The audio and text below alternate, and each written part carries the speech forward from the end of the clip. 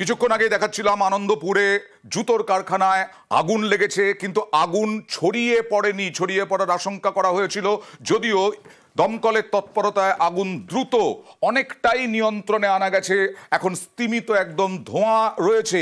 পাশের বাড়ি অর্থাৎ জুতোর কারখানায় যে পাশে যে বাড়ি, সেই বাড়িতেও প্রভাব পড়েছে এই আগুনের। কথা বলবো, সরাসরি চলে যাব প্রতিনিধি রওনকের সঙ্গে কথা বলবো। রওনক, কি ছবি ধরা পড়ছে এখন?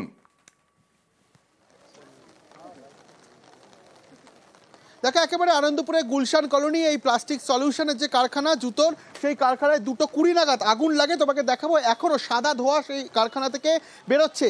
পাশেই একটি রেসিডেন্সিয়াল ফ্ল্যাট, ওখানে মানুষের বসতি। আগুনের লেলিহান শিখা এতটাই ছিল যে তারও কিন্তু ছাপ পাশের বাড়িটায় পড়েছে। যারা এখানে স্থানীয়রা রয়েছে তাদের সঙ্গে কথা বলবো। কখন আগুন লেগেছিল দাদা? এটা লেগেছিল 1.5 ঘন্টা আগে, কাছাকাছি লেগেছে আগুনটা। 1.5 ঘন্টা আগে। ভেতরে কি ছিল, কিসের ভেতরে গুড়িয়া কারখানা, প্লাস্টিক কারখানা, সলিউশন। এইগুলো না, এই মুহূর্তে আমাদের কাছে কোনো খবর নেই। আমাদের সবার সবাই ঠিক আছে।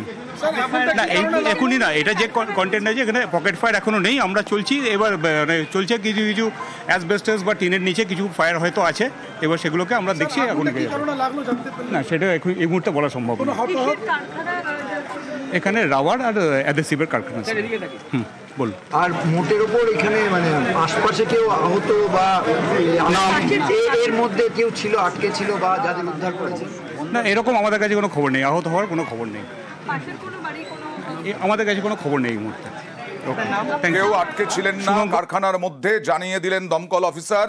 এবং দমকল কর্মীরা বলছেন যে এখনো পর্যন্ত কিছু কিছু সামান্য জায়গায় হয়তো পকেট ফায়ার থাকতে পারে। আগুন অনেকটাই নিয়ন্ত্রণে নিয়ে আসা গেছে, তবে ধোঁয়া রয়েছে, চারিদিকে ধোঁয়া রয়েছে। এবং জুতোর কারখানার বাইরে, জুতোর কারখানার পাশে যে বাড়ি, সেই বাড়িতে যথেষ্ট প্রভাব পড়েছে। দেওয়াল কালো হয়ে গেছে আগুনের লেলিহান শিখায়।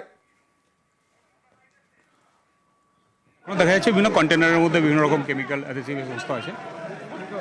কারখানা কি বন্ধ ছিল? না না, এটা চালু কারখানা আছে। চালু কারখানা। কেউ কি হতাহত হয়েছে? না, আমাদের কাছে এখনো পর্যন্ত কোনো খবর নেই। কটা ইঞ্জিন এসে দমকল? 4টে ইঞ্জিন কাজ করছে এখনো পর্যন্ত। 4টে ইঞ্জিনই আছে। কন্ট্রোল আগুন কন্ট্রোল। আপনার নাম আর ঠিকানা? Shubhankar Ghosh, station officer, headquarter fire station.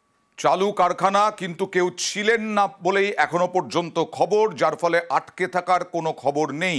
কথা বলবো প্রতিনিধি রওনকের সঙ্গে। রওনক, স্থানীয়রা কি বলছেন? কারখানা চালু কারখানা, কেউ ছিলেন না, সেই এটা কি বন্ধ ছিল?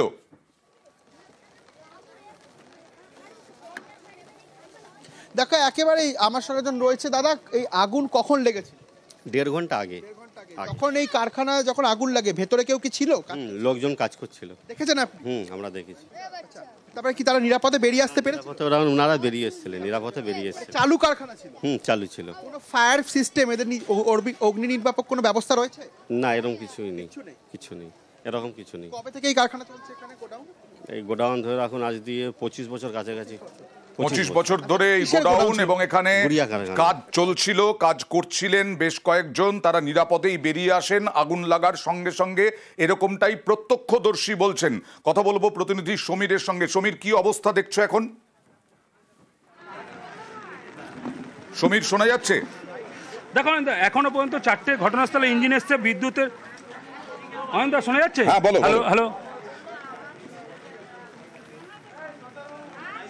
বলছি অয়নদা, এই মুহূর্তে দমকলের 4টি ইঞ্জিন এসছে এবং যে এখানে যে বিদ্যুৎ সংযোগ ছিল সেই বিদ্যুৎ সংযোগ বন্ধ করে দেওয়া হয়ে গেছে এবং এখনও আগুন নিয়ন্ত্রণে চলে এসছে। এবং আগুন এখনও কিছু পকেট ফায়ার আছে, সেই পকেট ফায়ারগুলো আগুনটা নেওয়ার চেষ্টা করছে।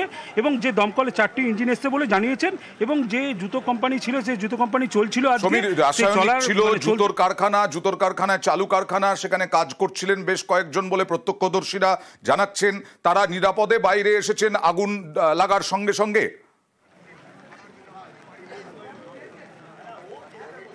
হ্যাঁ, যারা কাজ করছিল আগুন লাগার সঙ্গে সঙ্গেই তারা নিরাপত্তায় ওখান থেকে বেরিয়ে চলে এসছে।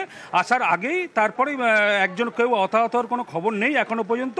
এবং যে ফায়ার ব্রিগেড যেটুকুনি জানাচ্ছে, 4টি ইঞ্জিন এখনই কাজ করছে এবং আগুন নিয়ন্ত্রণে চলে এসছে। এবং কিছু পকেট ফায়ার আছে, সেই পকেট ফায়ার এখনো পর্যন্ত সেটা নেওয়ার চেষ্টা চলছে। এবং মালদার একটি স্কুল, হবিবপুরের একটি স্কুল, সেই স্কুলে প্রধান শিক্ষিকার বিরুদ্ধে অভিযোগ যে অনেককে ছুটি দিয়ে দিয়েছেন, তাই স্কুলটা চলবে কি করে এই নিয়ে চিন্তিত ওখানকার এক শ্রমিক নেতা এবং স্কুল পরিচালন কমিটির সভাপতি।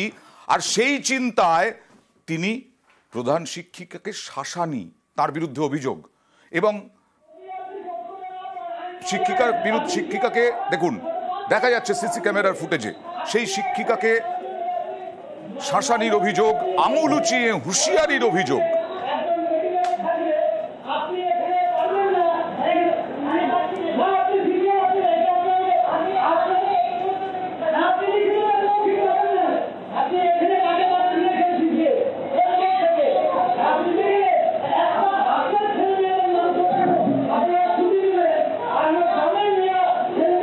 এই রকম ধরা পড়ার পরেও সিসি ক্যামেরার ফুটেজে তারপরেও তো সেবকের কাছে যাব, সেবক এই নেতা বা এই স্কুল পরিচালন কমিটির সভাপতি তিনি তো অস্বীকার করছেন।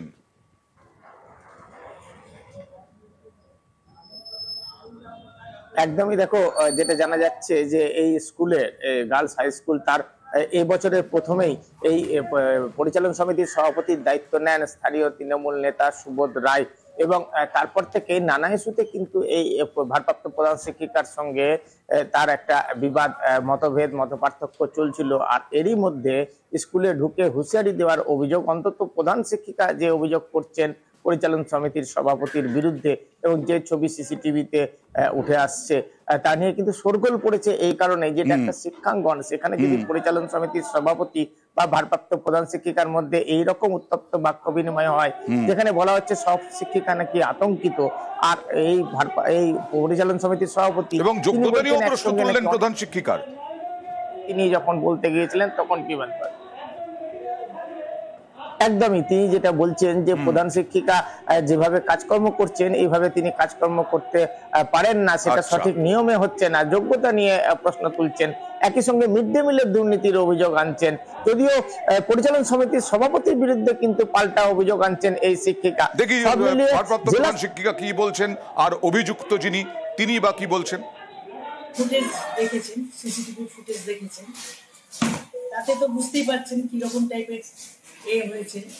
আমি এই বিষয়ে আর কোনো মন্তব্য করব না, কিন্তু আমার এই চাকরি জীবনে এত অপমানিত হয়েছি সেটা আমি আর বলতে পারবো না। আমাকে যেভাবে এবং আমার দিদিমণিদের যেভাবে অপমান করা হয়েছে বা করেছে, তাতে আমার দিদিমণিরাও যেমন শঙ্কিত, আমিও তেমন শঙ্কিত। বেশ কিছুদিন যাবৎ আমাদের কাছে খবর আসছিল স্কুলে পঠন পাঠন একদমই হচ্ছে না, এবং মিড ডে মিলের মান খুবই নিম্নমানের। পুরো ম্যানেজিং কমিটি স্কুলে ঢুকি এবং অফিস রুমে যাওয়ার আগে আমরা ক্লাসগুলো ভিজিট করি, তাতে প্রায় 9খানা ক্লাস, কোনো রকম কোনো টিচার নেই। স্কুলে 30 জন টিচার, 27 জনের মধ্যে আপনি যদি 10 জনকে সিসিএল দিয়ে দেন তাহলে স্কুলটা চলবে কীভাবে? উনি টোটাল স্কুলটাকে ওয়ান ম্যান মানে ডিক্টেটরশিপ হিসাবে উনি স্কুলটাকে চালাচ্ছেন। অভিযোগ পাল্টা অভিযোগের মধ্যে যেহেতু উনি যার বিরুদ্ধে অভিযোগ তিনি হচ্ছেন শ্রমিক নেতা, তাই বিজেপিও রাজনীতি করতে ছাড়েনি। নেতা একজন শ্রমিক সংগঠনের সুবোধ রায় যেভাবে RN রায় গার্ল হাই স্কুলের যে প্রধান শিক্ষিকাকে স্কুলে ঢুকে তার টেবিল থাপড়ে আঙ্গুল তুলে চোখ রাঙিয়ে যেভাবে তাকে ভয় দেখিয়েছেন, গালাগালি দিয়েছেন, এইভাবে কথা বলতে পারেন না, এইভাবে হুমকি দিতে পারেন না।